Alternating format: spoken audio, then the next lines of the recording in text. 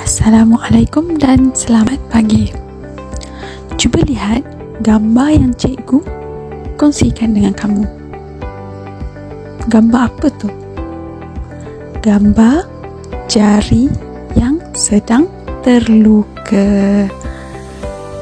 Mesti ada antara kita, antara murid-murid cikgu yang pernah terluka kan, dekat jari ke, dekat kaki masa bermain, ataupun masa gunakan peralatan yang tajam macam gunting dan pisau.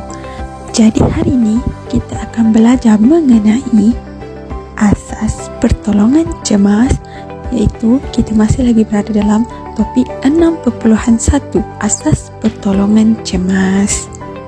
Jadi diharapkan semua murid untuk bersedia. Pembelajaran kita hari ini, pertama, murid akan mengimbas semula tentang asas pertolongan cemas. Yang kedua, murid akan mempelajari tentang kepentingan asas pertolongan cemas. Ketiga, murid mempelajari tentang cara latihan asas pertolongan cemas. Dan yang terakhir, murid diminta untuk mendengar penjelasan yang akan diberikan oleh guru.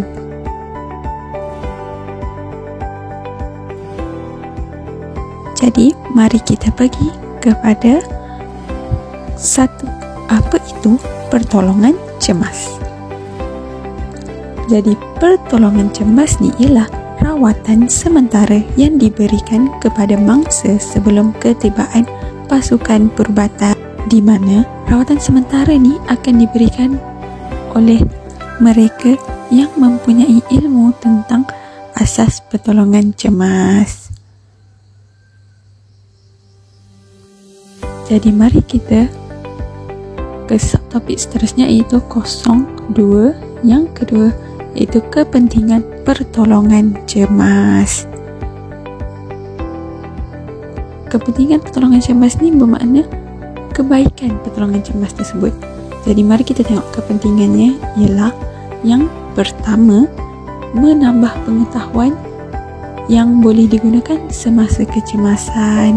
Maksudnya kalau kita tahu ilmu tentang asas pertolongan cemas ni, jadi kita boleh gunakannya semasa kecemasan.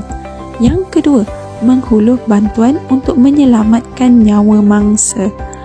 Jadi kalau kita dah ada pengetahuan, jadi kita bolehlah tolong mereka yang terlibat dalam kemalangan. Dan yang ketiga, membantu mengurangkan kesakitan yang dialami mangsa dan mengehatkan kesan kecederaan.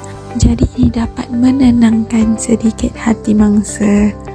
Okey, seterusnya kita pergi kepada 03, iaitu cara latihan asas pertolongan cemas.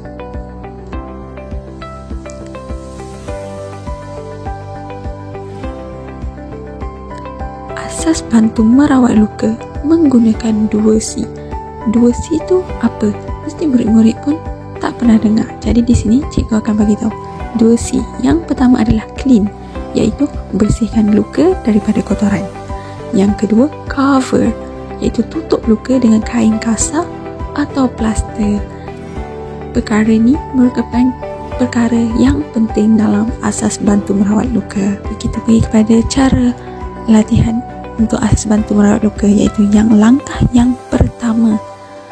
Tengok gambar tu, perempuan tu tengah tenangkan murid tu. Jadi kita kena minta mangsa duduk dan bertenang. Kalau tengok dalam gambar tu, tangan murid tu tengah cedera. Jadi jangan panik, minta murid duduk dan bertenang. Seterusnya, langkah yang kedua, cikgu tersebut, tengok gambar tu, memakai sarung tangan. Jadi langkah yang kedua adalah pakai sarung tangan perubatan sebelum merawat. Sebab kita tak nak luka tersebut kena jangkitan. Jadi kita kena pakai sarung tangan perubatan. Seterusnya, langkah yang ketiga, iaitu kita tengok gambar tu, di tengah cuci luka tersebut guna air yang bersih. Jadi langkah yang tiga ialah bersihkan luka daripada kotoran dan keringkan. Kita kena bersihkan luka, sebab kalau kita tak bersihkan luka tersebut, mungkin akan ada jangkitan kuman. Jadi ini bahaya ya murid-murid. Dan yang terakhir, iaitu langkah yang keempat, di mana tengok gambar tersebut. Okey, kita nampak dia tengah memasang plaster. Jadi dekat sini kita kena sapukan antiseptik pada luka dan balut dengan plaster. Ini juga cara untuk menghalang jangkitan kuman yang boleh menyebabkan luka tersebut jadi makin teruk. Maka tamat sudah pembelajaran kita hari ini. Jadi penutup adalah yang pertama, murid mengetahui tentang asas pertolongan cemas, iaitu rawatan sementara yang diberikan kepada mangsa sebelum pakar perubatan tiba. Yang kedua, mengenai kepentingan asas pertolongan cemas, iaitu untuk menambah pengetahuan, membantu mangsa, mengurangkan kesakitan mangsa.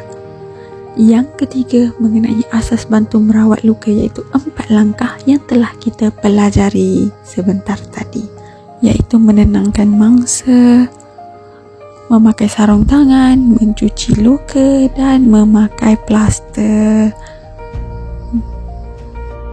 Dan yang terakhir iaitu clean dan cover, iaitu membersihkan luka dan juga membalut luka tersebut yang kita belajar dalam asas bantu merawat luka tadi.